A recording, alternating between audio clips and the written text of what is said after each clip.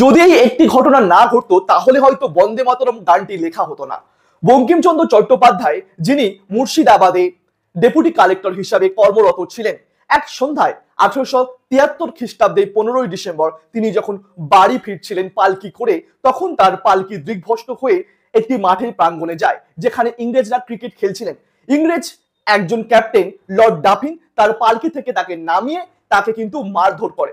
এর ফলে পরের দিন 16ই ডিসেম্বর বঙ্কিমচন্দ্র চট্টোপাধ্যায় জেলা আদালতে যায় এবং তার বিরুদ্ধে মামলা করেন এবং তিনি বলেন যে ডাফিন যদি তার সামনে যদি ক্ষমা চায় তাহলে সে কিন্তু মামলা তুলে নেবেন। এর ফলে ডাফিন তার থেকে ক্ষমা চেয়ে মামলা তুলে নেয়, কিন্তু বঙ্কিমচন্দ্র বুঝতে পেরেছিলেন যে তার জীবন সংশয় রয়েছে, কারণ ডাফিন তাকে এমনিতে ছেড়ে দেবে না।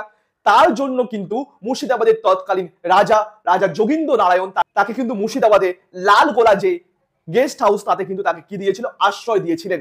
এবং তিনি মুর্শিদাবাদ লালগোলা গেস্ট হাউসে থাকাকালীন 1874 সালে 31শে জানুয়ারি লিখে ফেলেন বন্দে মাতরম, এবং এই বন্দে মাতরম পরবর্তীকালে আনন্দমঠ যে কাব্যগ্রন্থ তার অন্তর্গত হয় এবং এটি কিন্তু স্বদেশ প্রেমের গীতা নামে পরিচিত। যদি এই তথ্য ভালো লেগে থাকে তবে তোমরা পঠন ডব্লিউবিসি চ্যানেলটিকে সাবস্ক্রাইব করে রেখো এবং ভিডিওটা ভালো লাগলে অবশ্যই লাইক করো।